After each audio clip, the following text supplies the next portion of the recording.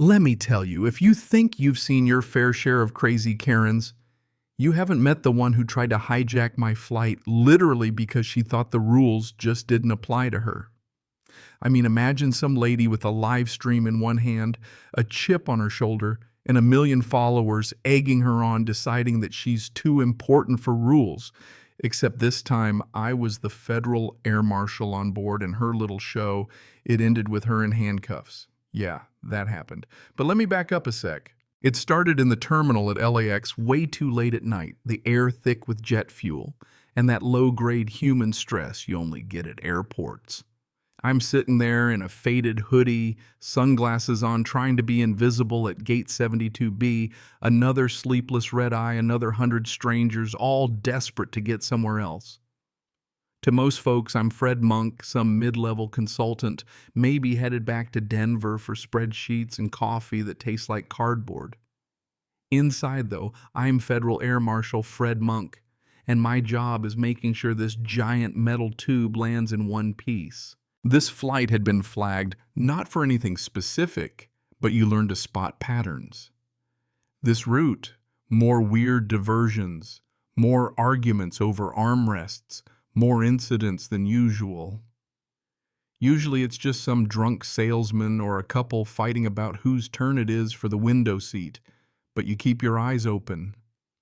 My best friend Dave, who gets excited grading 8th graders' essays, thinks my job's all action.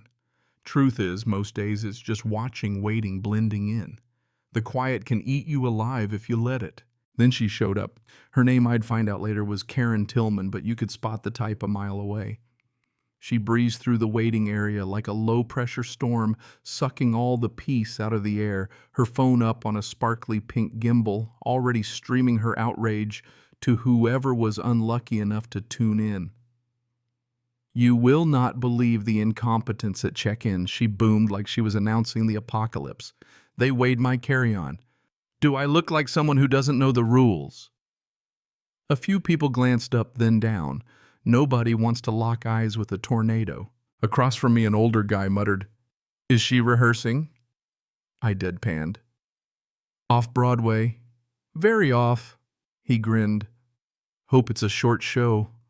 "Depends on the audience," I shot back, but phones were already out. Some people just can't look away from a train wreck. My uncle used to say, "Some folks think they're the only ones with a script." Karen was the writer, director, and star, and the rest of us just unpaid extras. When boarding started, she bulldozed her way to the front, shoving her bag ahead like a battering ram, cutting off a sweet old couple and flashing her boarding pass like she'd just won the lottery. I let her pass. Rule number 1, stay gray, stay invisible. That's how you survive, not just in my line of work, but in life.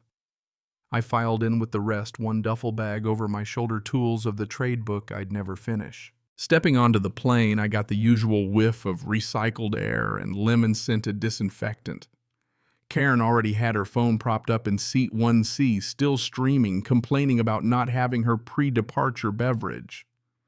My seat was 2A aisle, right behind her best vantage point in the cabin. As I passed, maybe my bag brushed the air near her, but she whipped around, eyes sharp, gave me the up and down like I was a raccoon in first class. "People like you don't usually sit here," she said loud, letting it land. I just nodded, but the old lady from the gate called out, "Honey, he looks cleaner than your soul," her husband added, "and better shoes." Inside, I was cracking up. Outside, stone cold. My job was to blend in. No reaction. I found my seat, stowed my bag, buckled in, didn't even glance her way. But I kept a mental tally, because with people like Karen, the real question is always, what makes someone think they're untouchable? Money status, follower count. She thought she was above it all, had no clue that nobody in 2A was the only thing standing between her and a really bad day. Once everyone was saddled, Leah, the purser, sharp as a tack, made her way down the aisle. "Mr. Monk, can I get you still or sparkling water?" That was the coded handshake letting me know she knew who I was. "Still is fine, thanks," I replied. That's all it took. Leah knew I was the marshal. I knew she had my back. Invisible to everyone else, but that's the kind of teamwork that keeps a flight safe. I checked my angles, cockpit, galley, lav, everyone in first class. There was a big guy in 3D, ex-military by the look, clean hands, steady eyes, asset. Across in 3C was a sweaty, nervous dude glued to his phone but always peeking at Karen. Liability. The young flight attendant up front, Rory, was already getting flustered by Karen's barking. Weak link. And me. I just kept the spreadsheet in my head. People, assets, threats, always updating. The jet bridge pulled away that final psychological break. Now we were a closed system stuck together until Denver. That's when Karen decided to ramp it up, unbuckling her belt, reaching for the overhead bin during taxi. Leah was on her fast. Ma'am seatbelt on for taxi takeoff and landing. Karen brushed her off, talking to her phone. See, this is the kind of power-mad nonsense I deal with. Leah didn't budge. Ma'am, federal regulation, now. Karen glared. Do you know who I am? One post from me in this airline tanks? You gonna let me get my face missed, or is this gonna get ugly? Leah stood firm. Karen huffed, slumped into her seat. Fine. I'll just let my skin shrivel up and die for your rules. Buckle clacked shut, point to the crew. Takeoff was a blur of engine roar and adrenaline. Los Angeles shrinking away. At 35,000 feet, the rules change. Karen lost round one, but you could tell she was plotting the sequel.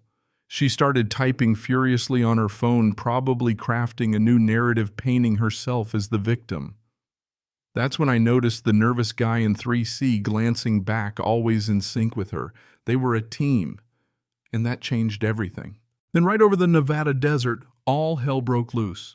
A string of frantic call buttons started dinging from the back.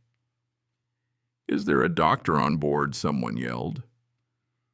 Could be real, but the timing was suspicious as hell. Karen didn't even flinch, just sipped her champagne, a ghost of a smile on her face. This was the move, a distraction. The cabin crew scrambled to help. Leah on the PA asking for a doctor in row 28. Meanwhile, Karen's partner in 3C suddenly needs the lav right by the cockpit. Leah tries to stop him. Seatbelt signs on, but he pushes past. The plan's clear now, medical drama in the back, partner at the front carts, blocking the aisles, trapping the crew. Karen used the chaos, slid out of her seat toward the galley, playing it off like she just wanted a refill. Rory was overwhelmed. Leah was tied up, the galley momentarily empty. Karen's eyes locked on a small crew bag inside a galley service key.